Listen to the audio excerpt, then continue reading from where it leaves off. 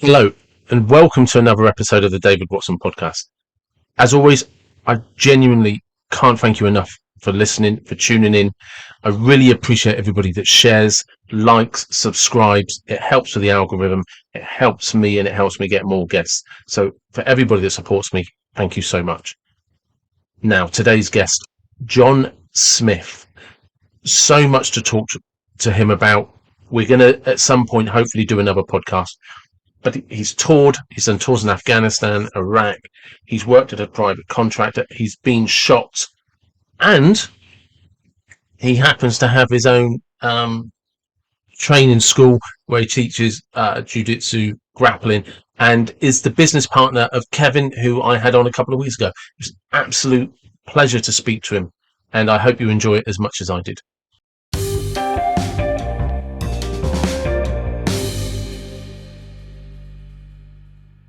3, 2, 1. So, due to some technical difficulties, welcome for a second time to the David Watson podcast.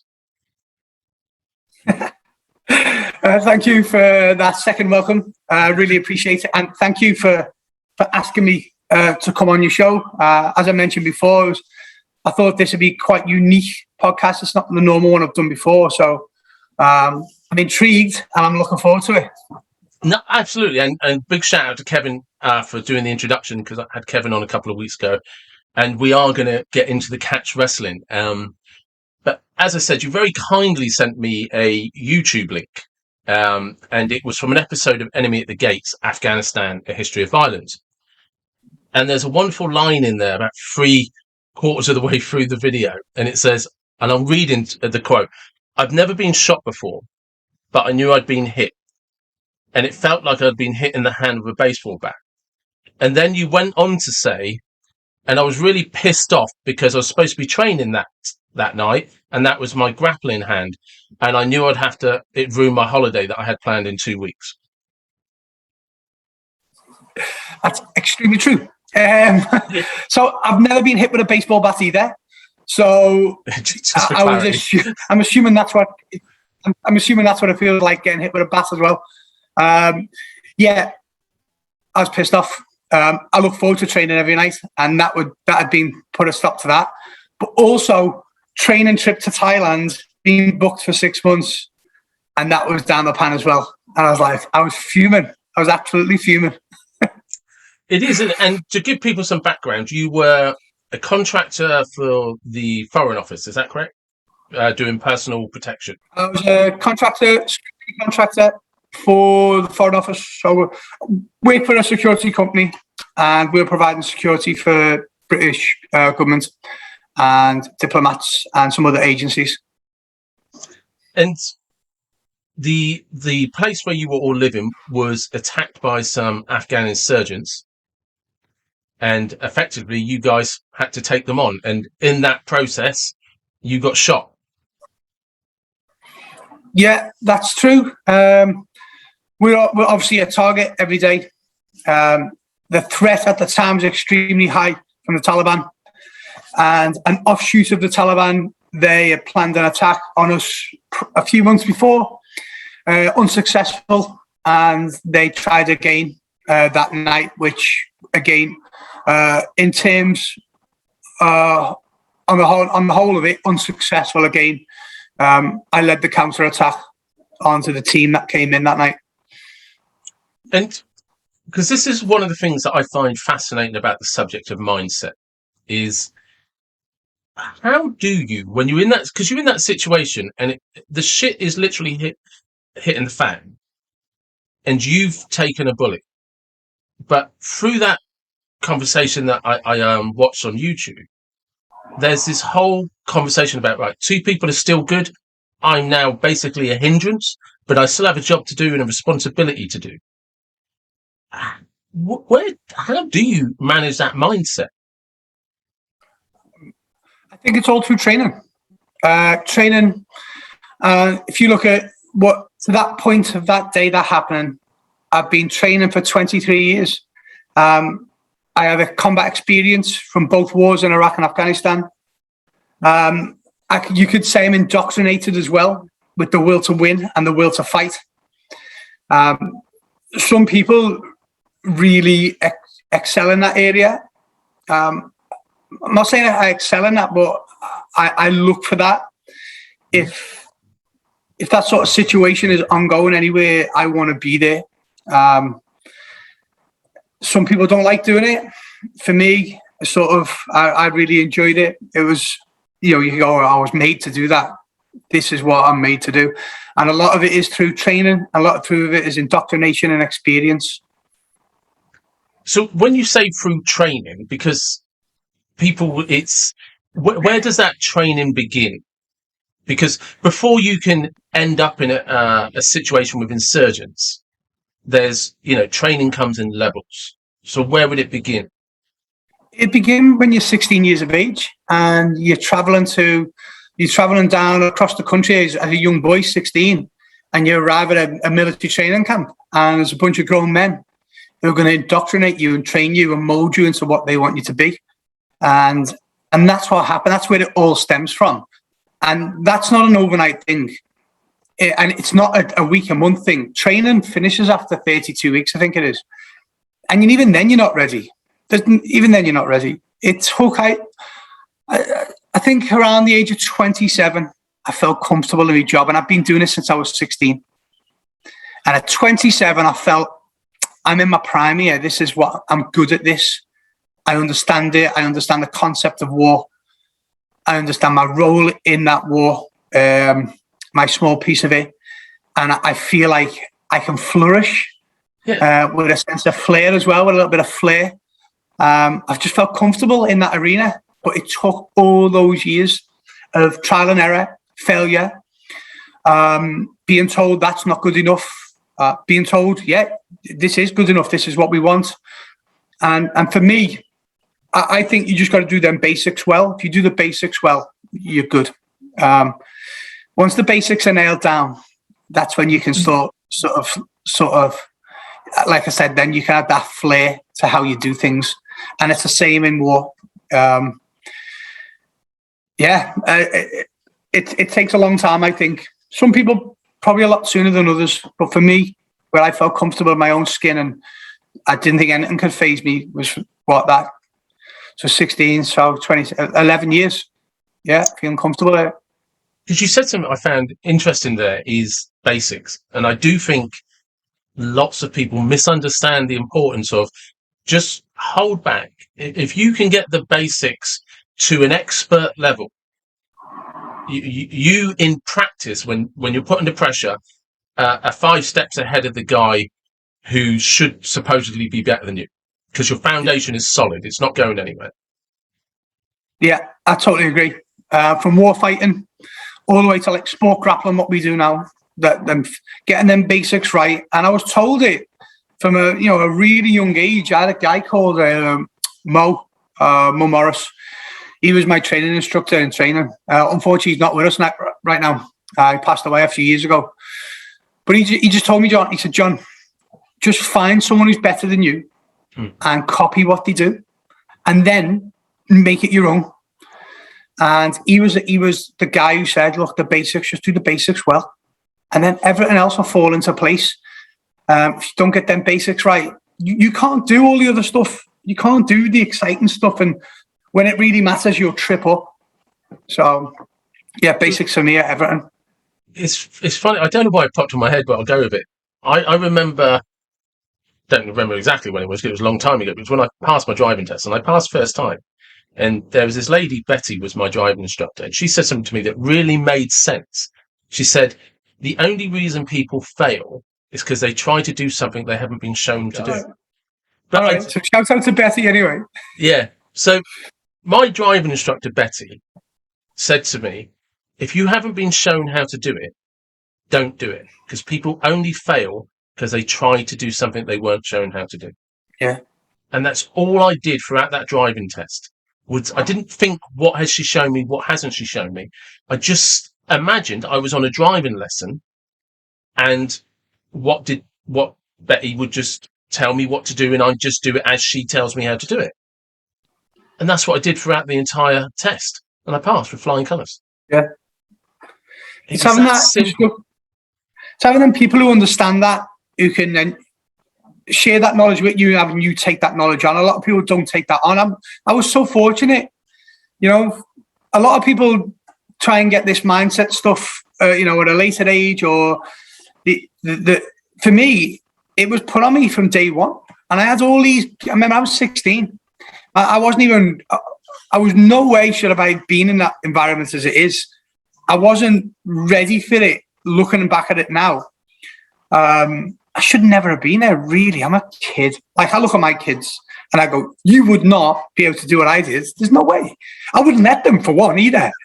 I wouldn't let them."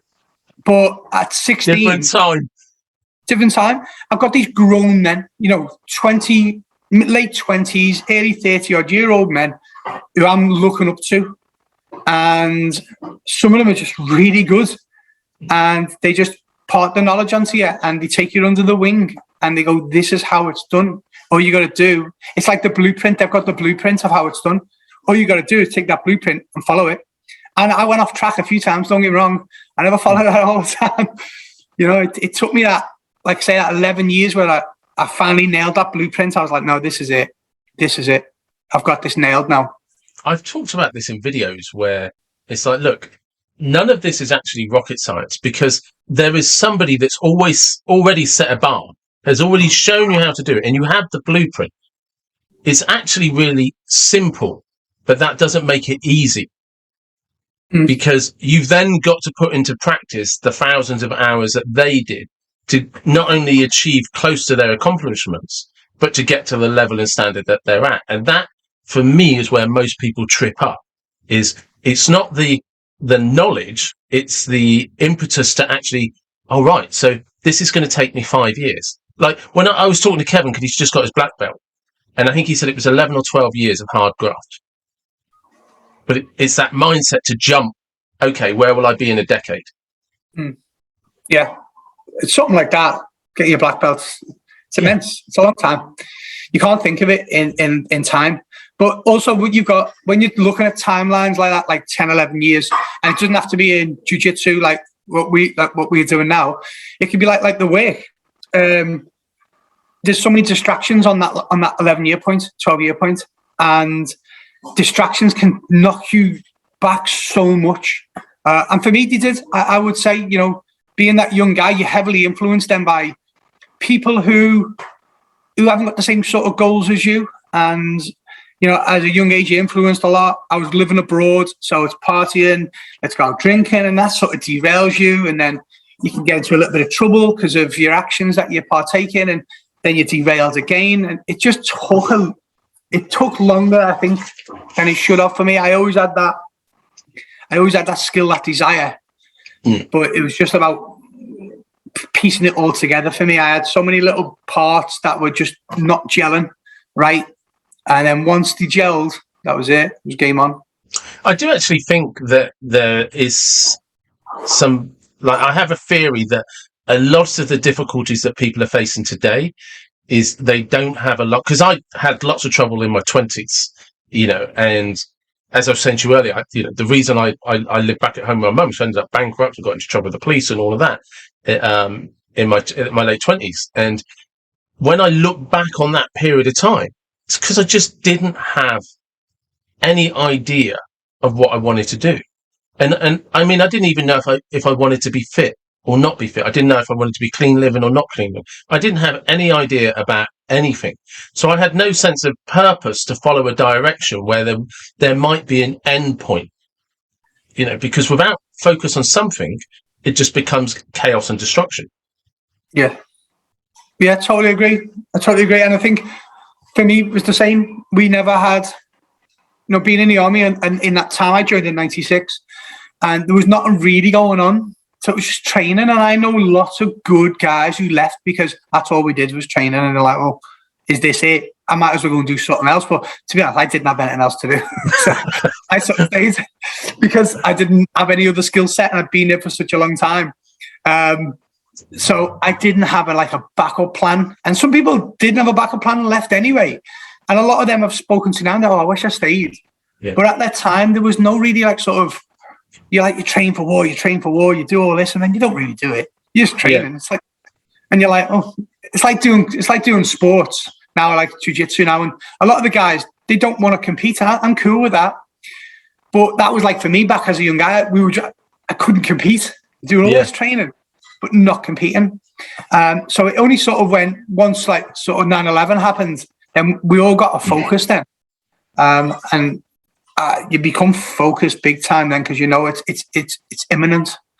So you got to really switch on with your game. And that's something as well, because I think it's important to understand with when we're talking about mindset is because in those environments, like you said, everybody's from different backgrounds. So there's lots of different personalities, but you all come together as a company, platoon, regiment, however you want to describe it. And because of 9/11, you've got focus, but everybody has to turn up and deliver. So it goes to demonstrate that actually, although you can say we're all individual, there's commonalities that we all have that with the right approach, with the right focus, coaching, mentoring, and structure, actually everybody's mindset can be the same. Yeah, I agree to a certain degree there. I do remember having some long conversations with some of the other commanders at the time before we went out to Iraq the first time. And we were like, some of these young guys, they're just not getting it. They're really not. And they don't realize that there's a life on the line here and they need to switch on. Now, all also, I was 27 then when I deployed for Iraq. So I was like, adult then. I feel like I was an adult. Yeah. But you got these young lads who are 18, 19, 20, 21, 22, and you're like, they're not getting it. And I don't know. I don't know if it was until like you started losing people, which we did, that they really switched on. Yeah. Because it took a while. It really did. And I said to a few of the teammates, like, we're going to lose some of these guys, because they're just not getting it. And luckily, them lads didn't, but it was like the really good lads we lost, the top lads, unfortunately. But I was finding. Sorry, I was going to say, I always find in any kind of situation like that, and obviously when you're in a war zone, it's the worst because the only time somebody's going to figure it out and switch on is when the mistake has been made. And if you're in an everyday environment at work, it's just a cock up in work that gets you a written warning. And, potentially that screws up your mortgage and the wife's going to have a go at you sort of thing. But in a war zone, that's a life lost. Yeah. Yeah, true. Life lost, a loss of limb, loss of life. And mistakes happen anyway all the time, but we just don't need to add to them by, being incompetent or not thinking clearly, not understanding the whole picture. And I think that's what some of those young guys sort of struggled with. And looking back, do I blame them? I remember when I was a young guy coming up in the ranks and there was times where I'd watch a guy, I'd be amazed at how he moved about and like the thinking that you do. People think like being an infantier or whatever, like, really stupid you lot because, you're not qualified to do anything else. But the amount of thinking and the thought process that goes into what we do is unbelievable. It's so complex. So actually looking back, I remember being 17, 18, 19 and just seeing my commander like cut about and I was like, oh, I don't even understand what he's doing, and that's experience though, isn't it?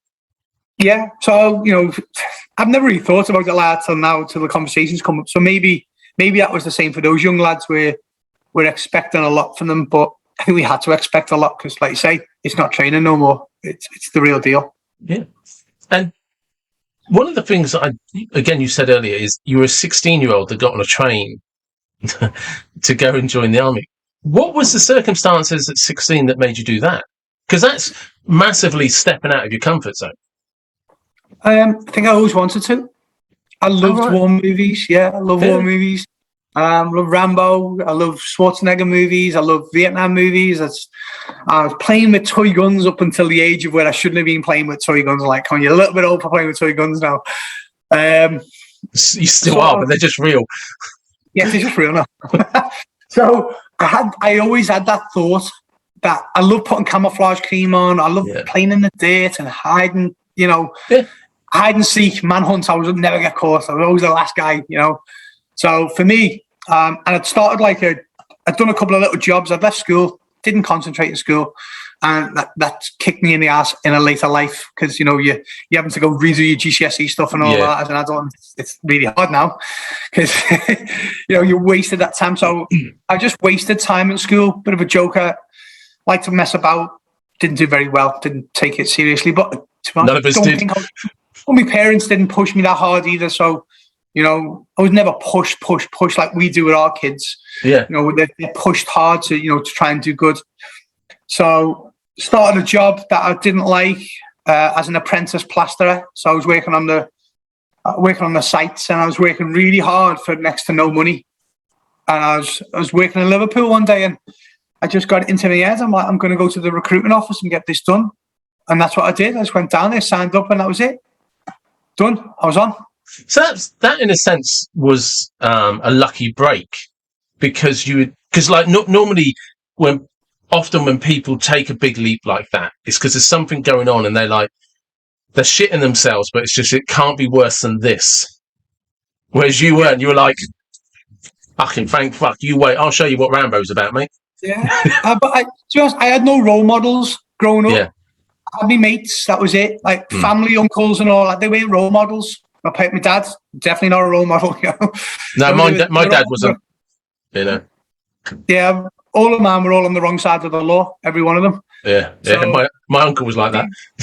Yeah, all my uncles and my dad. Yeah. So, my dad wasn't like that, but my dad was actually Free LI, which later became the Rifles. Yeah, he was Free LI. Yeah. And I was going to join the army, and my dad talked me out of it. He was just like, no, you'll never like it. You'll never do this. You'll never do that. And it wasn't until many years later I realised it was because he hated the army. I'd have probably done, I think if I'd have got to the army and had a good corporal and a good sergeant at the beginning who taught me the ropes, because, it's like the army, if you get the wrong commanding officer or the wrong sergeant, you're going to get drilled and you're not going to enjoy it. But if I had one that was a good guy, who's like, come on, you can do better than that. Come on, Watson, we expect more from you and you can do better. I think I'd have thrived. I think I'd have done well and probably done a full 22 or, done a good stint and come out with some pride. But it was my dad was like, no, the army's shit. You won't like it. You won't like it. And it's only, to give you an example of what I mean, and anyone in the army will understand this. My dad left after 17 and a half years. And you're like, you're 5 years off your 22. You're 6 months off your 18. And there's free. Nobody leaves then. No, so you can't. Nobody leaves after 17 and a half years. And he was in Free LI, got sent back did his last 6 months with the Green Jackets in Tidworth, and they asked him to stay on, and he was just like, no, you can all. And he's like, who leaves after 17 and a half years? Yeah, that's a long time to do. So I left on my 13-year point, so I did me halfway. And I was happy with that. Well, if he'd just done 6 more, he'd have got his 18 point. Yeah.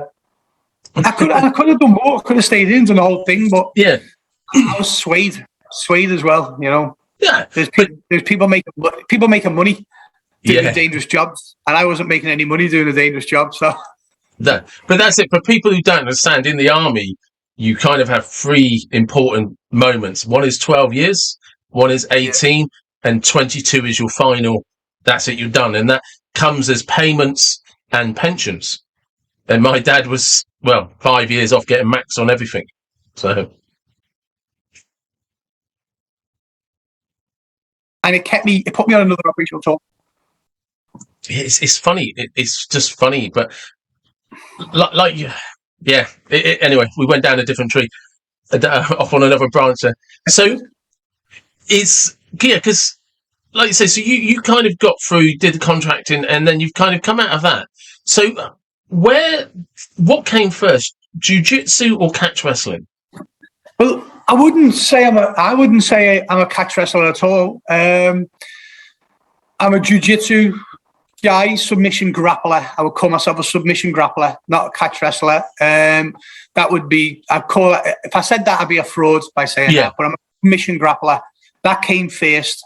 I was leaving the military and I did the Afghan thing, done the Iraq thing, really exciting. And I just wanted to I needed something else. I needed that fight, and I'd done a bit of boxing in the army, my granddad was a boxer, his granddad, and they were all like, good level.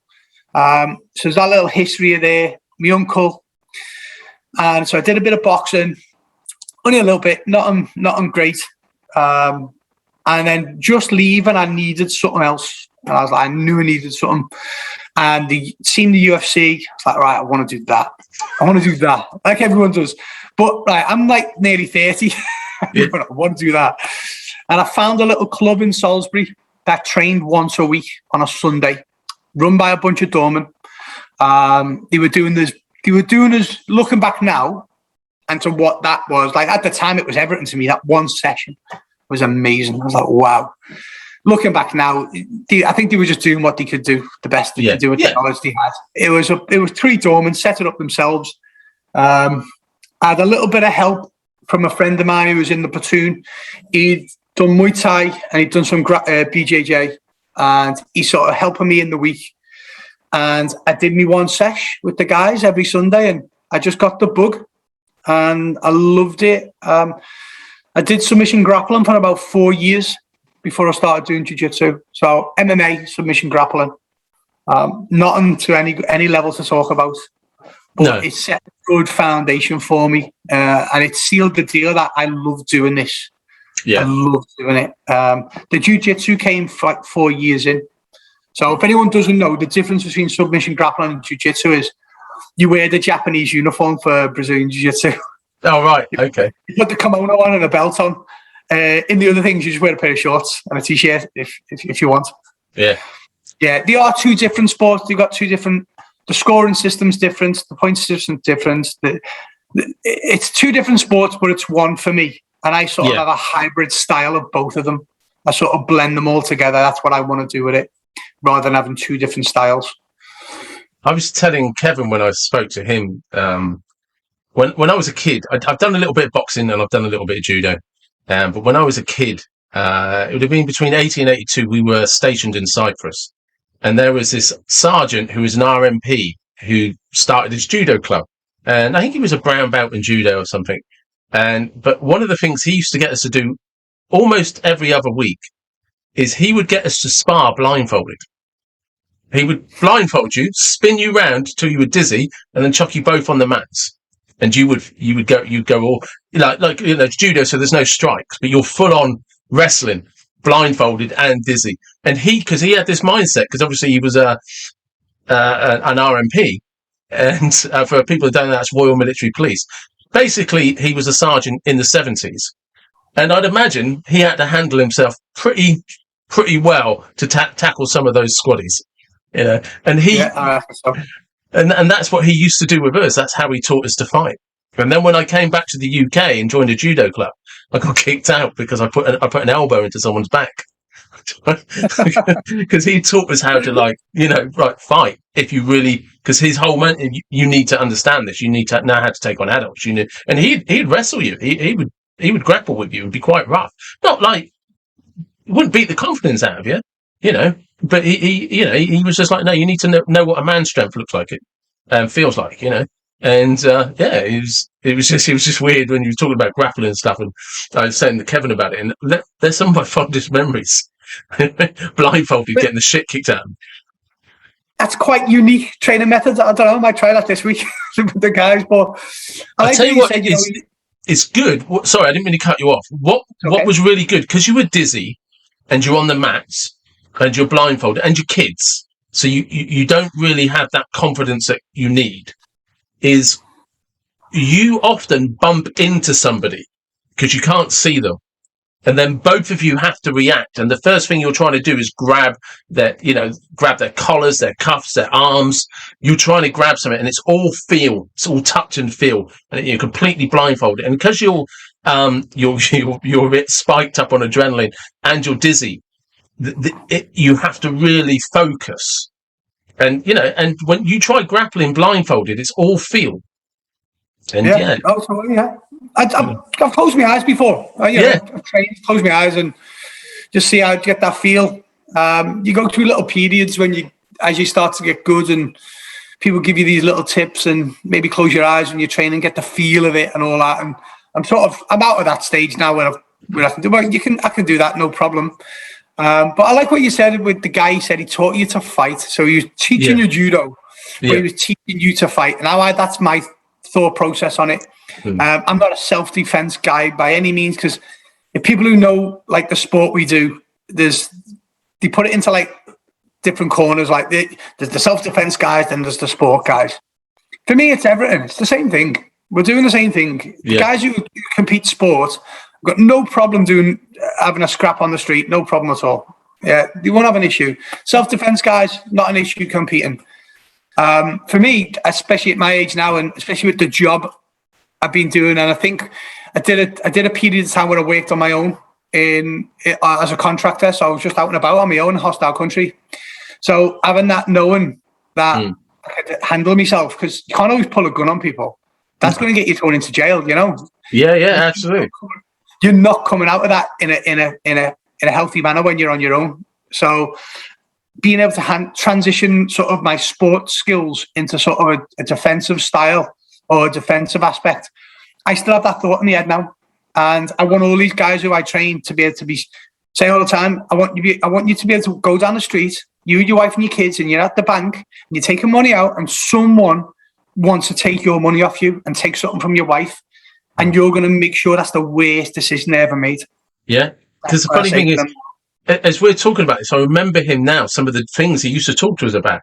And the reason for blindfolding us was because he said, and he's obviously talking about his experience as an RMP, about you're going to have fights in the dark. But of course, an RMP is dealing with squaddies pissed out of their head at 3:00 in the morning on a winter's night. So he's actually talking about himself outside nightclubs with no lights on. You know, you've got to know how to take. Yeah, and of course, I'm talking to you, and I'm realizing this 6-year-old, 7-year-old kid is like, oh shit, that's what he's on about. I've only just. It's taken me 40 years to join the dots up. I'm glad it helps.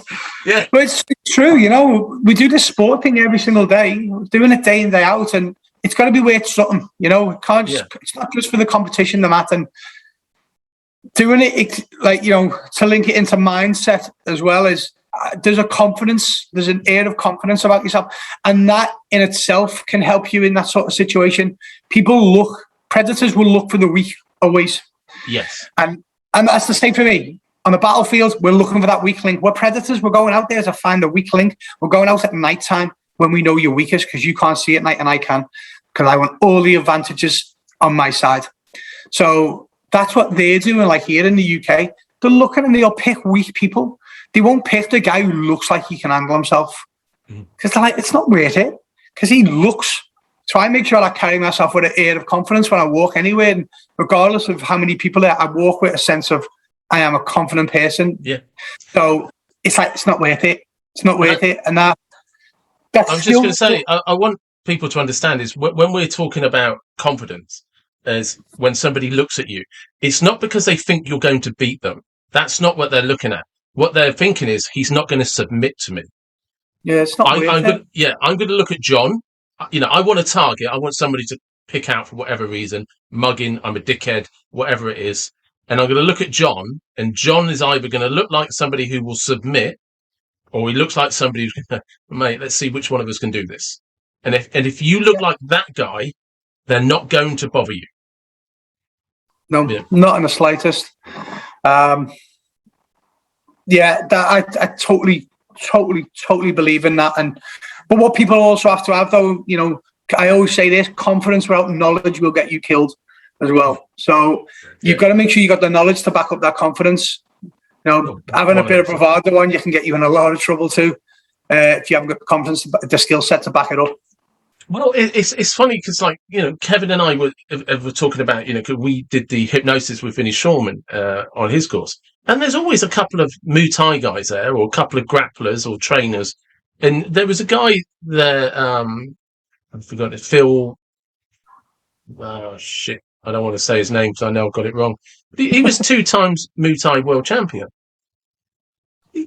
Just nothing in a million years tells you that guy knows how to break your legs in one kick. Just nothing, you know. And you get this, you go around gyms, you go around any of these places like that. There's always, he was telling me about a farmer that you have at your club. Pete the farmer. He still comes up a couple of times a week and does a few rounds to keep himself in it. If you're a kid in a paper shop, you're not going to know that guy will pull you to the ground and choke you out in 5 seconds. He's a bad man, Pete. He's 65. Yeah. I put him up against most people. Yeah, he's not a guy to mess with him. When when you touch him, you feel him. He feels like oak. Yeah. He's like an old tree. When you touch him, he's like steel. You're like, oh my God.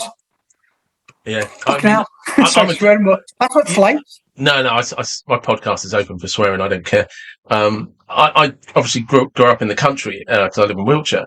And over the years, I've come across a few old boy farmers who are like years past their retirement, still trying to do a bit of work. They shake your hand or pat you on the back. You're like, fuck. Like, you think twice about, suddenly I remember all my manners from being a kid and it's, yes, sir. Yeah. How can I help, sir? And suddenly all that respect is like, yeah. These, like you say, they're oak. They are solid. Yeah.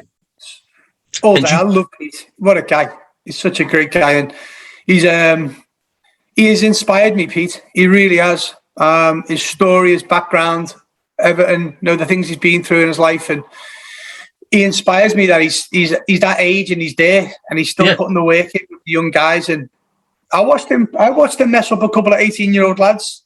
I can believe it. Doubt. Yeah. He's inspirational, that guy. Because, people, and this is where you were just saying, like, don't be fooled by bravado, because skill set, when you're at a certain level, is just, I was watching, one of the, Kevin sent me some catch wrestling videos to watch. When I was watching one, is it Billy Moore? Who was the guy who always had the suit and the trophy on? Billy Robinson. Billy, yeah. And he's kind of like considered the guy that held it together, and he had the wooden shed and all of that. And there's this clip where he's helping a young lad understand the move, and he's still got his suit on. He's still wearing his strawberry. He's about 80 years old, and he puts this guy in a submission hold and said, "That's how you do it." As if he's just rolled. He's just like, fuck. Do you know what I mean? He could have just been popping a tea bag into a cup of tea. Yeah. I was just like, his agility, that whole presence, that whole state of mind he had at that age. And like I said, I mean, it's old school anyway. So, being sat there in your Sunday best, it's not unusual. But to be able to get down at his age, wrestle like that, and do that on somebody who's basically 16, 17, and it's nothing to do with strength, physical condition. It's just his experience and skill set. It's so, I realise I'm starting to waffle a little bit here, but it's, like those Japanese films of the 80s or the 90s where the master can do the most craziest thing. It's like that in real life. It is. And that's the dream. That's the dream. I want to be able to do this at an old age and put the work in, and I want to be able to still go with these young lads. And it gets harder every day. Don't get me wrong; it's not easy with these young guys, fit, strong, young lads. I'm not old by any stretch yet, but even 43 now. It's I want to be doing it at 83 if I'm still around, without a doubt. So, how did you and Kevin get together in the first place? Through the mutual love of combat sports, man, punching each other in the face. It's a great leveler. Yeah. I mentioned earlier that when I first started, it was up in Salisbury. Well, when I left the army, I've been training there for about 3 months, left the army, so I was moved back up here. And I'm originally from Kirby in Liverpool. I didn't want to move back there. I wanted to move sort of close to it because I had a contracting job. So I knew I was going to be away a lot. And I wanted my family safe, secure, but within that range of support. So we moved to Ormskirk, which is a few miles out of Kirby, little market town. And they've got a little gym down there. It used to be called Fit for Life. And they used to have a cage in there. And there's all sorts of stuff going on there. There's Muay Thai going on. There was guys doing private training. There was a good mate of ours, Dave Faulkner. He was in there doing submission grappling. Our coach, Chris Thompson, was in there, like, punching people's heads in, for money, for privates. So it was this like weird little gym in this little market town that has a bunch of guys who wanted to scrap. And me, I'm like, I just come into the town. I linked in with Dave again, who's an old mate from when we were young kids. And he's like, look, I think it was something like there's guys meeting on a Sunday. Turn up. Yeah. Turned up with me gloves. There you go. Didn't know who Kev was. He didn't know who I was. And over that sort of period of time, me coming in and out the country, flying back, I'd only have 3 weeks at a time in the country. And then 3 weeks were pretty much spent training, come home, train. And I just bounce around people. And Kev was one of them people who were there, who I'd spar with. And we sort of just became sort of friendly, I'd say, just friendly. And there's Kev, Kev. And then our coach, Chris, I'd had an MMA fight. It was my second one. I'd had like a smoker in a gym against some dudes, just random, didn't know who it was, no weights, no full rules. I won that. I was like, right, I want to do it again. I want to do it properly. So, but I got a major injury. I lost that fight anyway, and then I blew my ACL out training. And Chris was like, why don't you train in the gi? There's a few of us doing it. We're doing jiu-jitsu in the gi. You're a little bit older now. You're probably not going to make a career of MMA. Get your knee injured, get your knee healed up, and come and train. And that's what I did, and that's what I met Kev. He was with Chris, training with Chris. So I started them, like, wiped out like Kev, with Tom, with Chris. And that's how we met. And then we just stayed training partners then. We were just training partners within the same team. Yeah. And it was only when our coach, Chris, he moved abroad, and we were sort of at a loose end of, right, the team's changing. There's a new team now, a new boss, sort of thing, new coach, and it just wasn't a fit for me. And I decided to leave. And I'd phoned Kev and said, Kev, listen, I'm leaving, mate. And we were mates by then. Like, we were going out for dinner and stuff. Our girl, my wife is fiance, they were mates. Yeah. Me, Kev, and Chris always together, having gone for meals and stuff. So we were mates by then. So, and I just gave him a phone call. I said, dude, I just had a phone call. I'm not going to go back to the gym now. I'm going to set up my own. And he was like, what's your plan? And I just said, I think I'm going to do this, and it's something I've always wanted to do. And what do you reckon? And he's like, well, do you want to go? Let's go and do it together. Because he was at like sort of, he was in a weird spot too. Me and Kev were the senior guys in the gym. Our coach had gone. I didn't want to be the senior guy with some other coach who I didn't know him. I went, all right, I'll start my own. And then Kev was like, well, I'll go in with you. And that was the decision. Okay, let's do it together. And it's been my sailing, my flying. Yeah. So what exactly do you, or what is there is it just strictly jiu-jitsu? Is it, because you said about you're kind of a combination of several styles, but you also focus on the reality of like, if this kicks off, I'm going to choke you out. So I'm a Brazilian Jiu-Jitsu black belt, like Kev. So that's what I'm graded in. We've been doing that since, God knows, last 10 years or so. But I've been submission grappling as well in MMA prior to that. So our club, we teach Brazilian Jiu-Jitsu, or we just call it Jiu-Jitsu, because that's what it is, it's Jiu-Jitsu. And we teach submission grappling. It's a 50-50 mix. So we're either in the kimono or we're in the shorts. Additionally, on top of that, I then do sort of like the defensive stuff for contractors of military. So I just took all the best parts of what I do as a sport and give it a real world aspect as well, as because there's a need for it. Like I say, if I'm working on my own in a hostile country, I cannot start smacking people about, because I get arrested and I'll be in it. And I knew a guy, I know a guy now, and we're friendly now. He spent 7 years in an Afghan prison, self-defense, shooting someone, and he was working on his own. That's when it happened. He ended up getting lifted at the airport. He's wrote a book about it called The Seventh Circle. If you check that out, The Seventh Circle, very good book. So I just didn't want that to happen to me.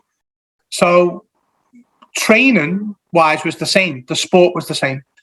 I just added on to now I'm carrying a gun. Now I'm wearing body armor, which has a different aspect to what I do. Because my weight's different, my footwork's different, my balance is different. People can grab me differently. So I needed to blend all the best bits of what I do as a sport into something that was based on reality for guys who are working in dangerous places. So I have that. That's my own private thing. Kev doesn't jump in on that. I'd like him to. He could jump in, help me out. But no, it's just mine. That's just mine. So as a club, it's Brazilian Jiu-Jitsu, and submission grappling.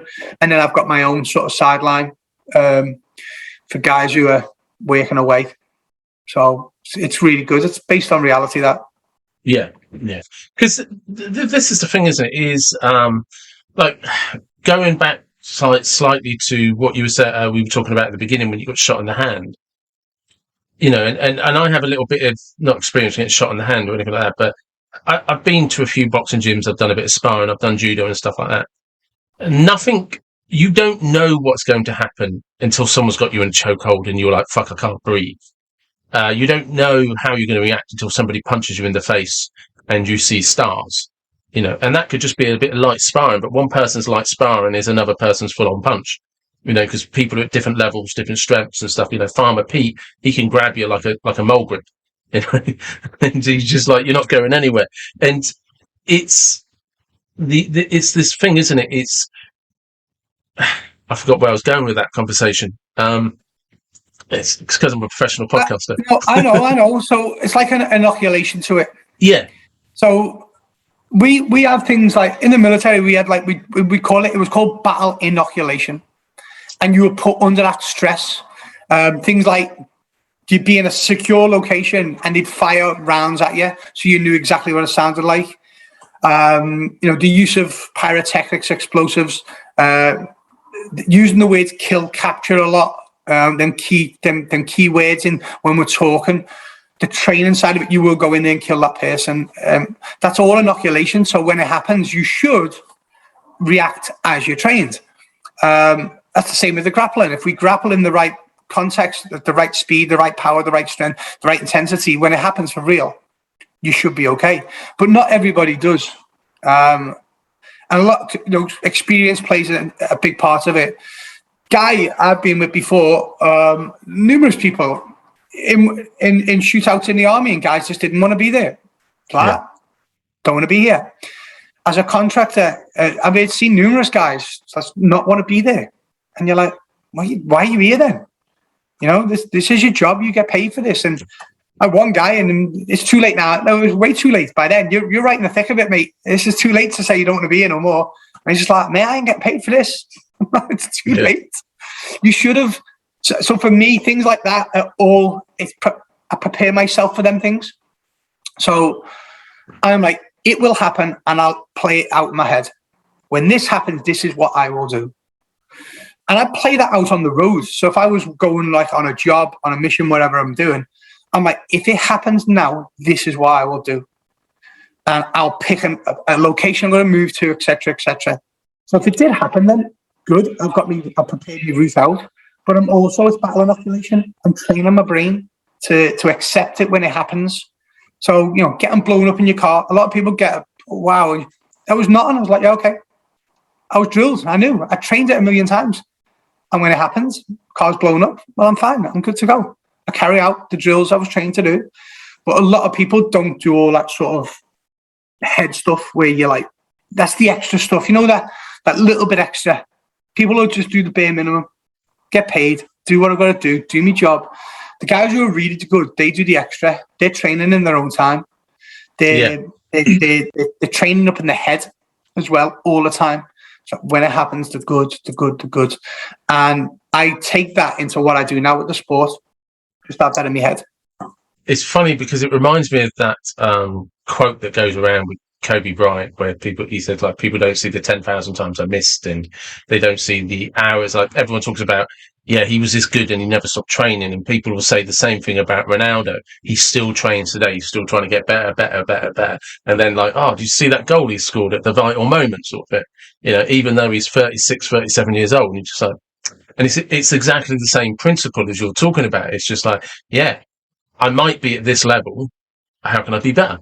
How can I keep myself safe? What do I do if it goes wrong? How am I prepared right now?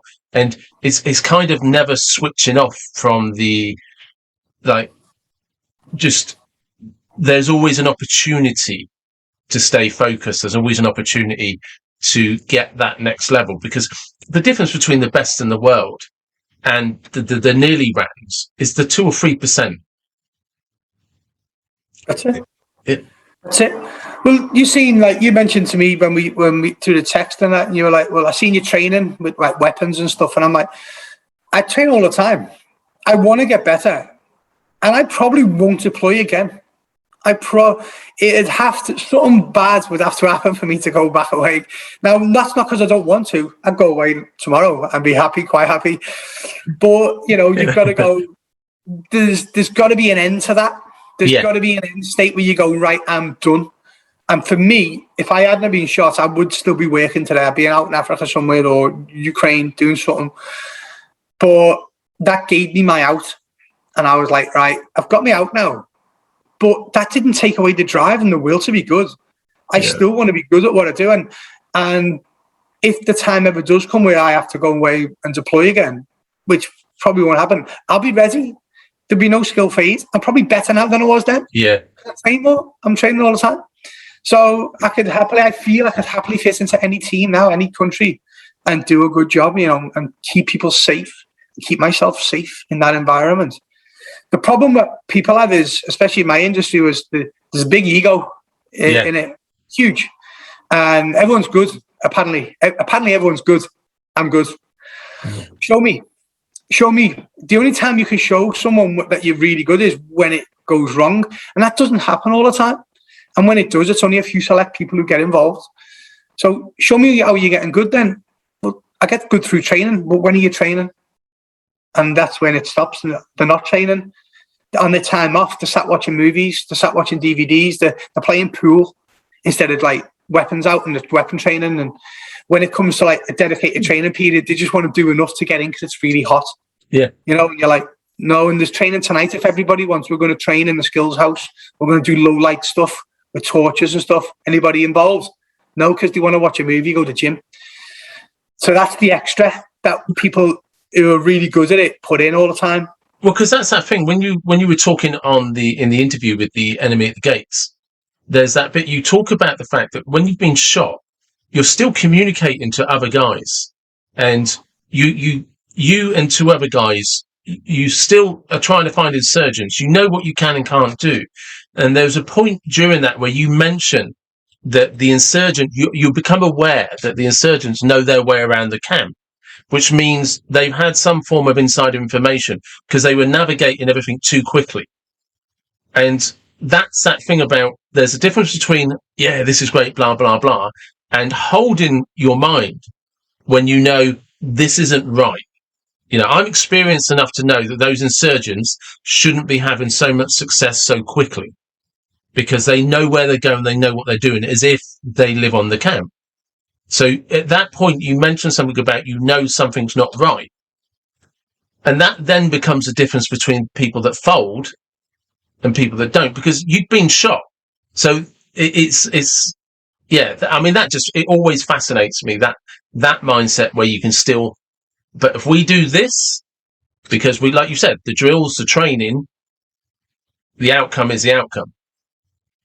Listen, I think, look at, it's okay in hindsight looking back, and I'm like, we still had a part to play there, my small little team, and I was bolstered up by two dudes who were like, really brave guys, come looking for me to make sure I was okay. They're two of my best mates in the world, anyway. So they were never going to sit round. They knew I was hurt. But I still think now we should have just carried on going and wrapped it up sooner. It took a long time to find the last couple of guys. But, in the movies, you go, oh, yeah, it's great. Just get shot in your hands and you carry on. But to be good hand as well, my right hand. Yeah, I know you said. I train left-handed. The thing is, I'm training left-handed too. So I'm like, okay, I can shoot left-handed too. That's fine. But you are a hindrance to people. But there's other hindrances too we can't see at night. For how much we want to, we cannot see at night. It's pitch black. So sometimes the safer option is to, right, let's push out, keep where we are, guns up at doorways, and when they come to us, we can hit them, and that's what happened in the end. So, I don't know. I didn't know where I was going with that then either. But it's knowing when when you find out that a little bit of additional information, and you're like, ooh, and people can sort of fold, what you say, and then some people thrive. Yeah, people thrive in that environment, and I'm glad to say I thrive in that environment. Quite happy to say. So, because I'm just conscious that you and I have been chatting for just over an hour now, and I don't want to hold you all afternoon. But say there's a 16-year-old listening to this now, and he's like, okay, he maybe doesn't know what he wants to do exactly, but what are the things that you did right? I loved it. That's what I did right. I loved it. I had a passion. That was me passion. I was set on. And at a young age, I went on it and I followed it to wherever it took me. And 20 in total, even though it's the path sort of, I moved from one job to another. It was the same sort of work. I had the same passion and I loved it. That's what you've got to do. You've got to love what you do. And if you love it, I know it's that cliche, and if you love it, it's never work. True. It's still work. It's still hard. I start to work really hard. I'm still tired and fatigued, and I still, like, family suffered because of the job I loved. Family suffered massively for the job I loved. Luckily, my wife's amazing, and we're still, it never broke us because she's amazing. But, kids lost out because dad wanted to go on an adventure all the time, and because well, it's true, isn't it? It's true. It is. She reminds me of that. Hey, she reminds me of that. Yeah, it's true. It's true. It's true. But you and I both at the beginning spoke about having dads around that weren't really much point having around. So it's swings and roundabouts. Hey, that's played in my head a million times. I'm like, so I know, like you said, we're conscious of time, but I've got loads of time. I just don't want to. I just it's like I hit you up and said it'd be an hour. I always thank my dad for showing me how not to do it. Yeah. That's the only thing I can thank him. I can't thank him for nothing else because he was useless. But I got to see how not to do it. So then I was like, right, loving, got to be extremely loving. My kid today, I get kiss on the lips. He's 14, man. Yeah. How many 14-year-old boys give the dad a kiss and everything like that? My eldest son kisses me, hugs me nonstop. So gave a lot of love, and that's what I received back. Because I didn't get that, so I was make sure give loads of love. I wanted to be around loads. That's the one thing, because he wasn't. And that's the one thing I always go, oh, you know what? Yeah, I was away a lot. I overcompensated with when I'm home. We go on big holidays. You can have everything you want. You never have to want. So the spoiled brats now. So I maybe messed up there a little bit, but I think you've got to love what you do. That's my advice to anyone. You're 16, just love it. If you don't love it, do something else. Yeah. Like I love what I do now. I love my job. I love being a partner with Kev in the gym. I love it. It's my passion. It's my training is my passion. I love that.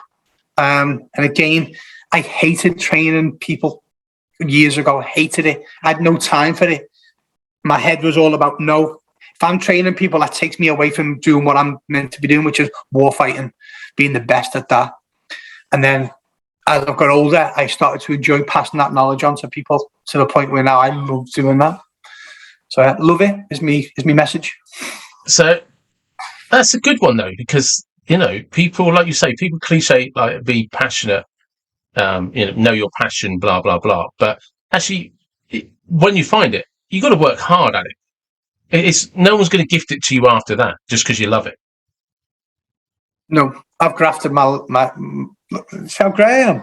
I'm great. You and me I've both. worked really hard for it. I have done. I put my body through the mill, my mind through the mill, to be the best. To be the best I can be. Best. People say it all the time. To be the best version of me. I competed with other people. I wanted to be better than other people. I think I'm just trying to be as good as I can be for me now. Yeah. That's where I'm at. Have you ever noticed common traits in people that succeed then?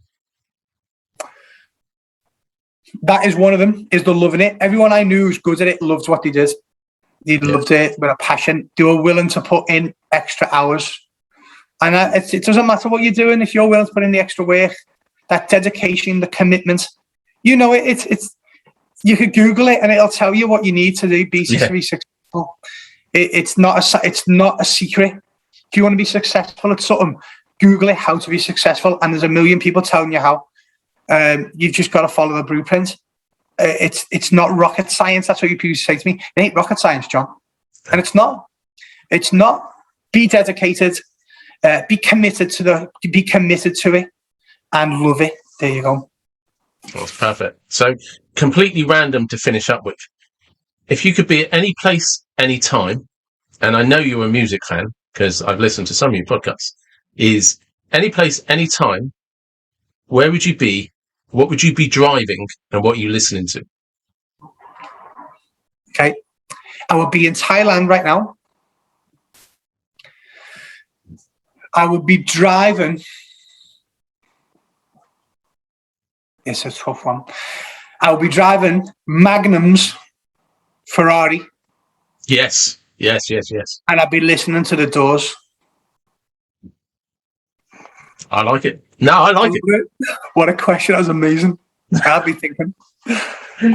Yeah, that's good. Magnum's Ferrari. How did you think of that? What a question. There's always a question I either like to open with or start with. I love it. And there's a few things that I'll tell you how I came up with it. There's a chap that I did a podcast with called Paul Holden. My apologies, I've got his name wrong. And his hobby is car detailing, and it's almost become a part-time YouTube channel. And he gets invited to car dealing shows and everything. But it's just his hobby. But he's passionate about it. He loves it. And he's also into the 80s. He loves 80s music and 80s cars and stuff like that. So at the end of the podcast, I just asked him, if you could be any place in time, what would you be driving? What would you be listening to? And then like you say, as you do more and more things, you get the basics right. And then you start asking sort of questions that you might be afraid to ask somebody. It's cool. And I was just like, it's that. Yeah, that one just always seems to, and I get such diverse answers from it.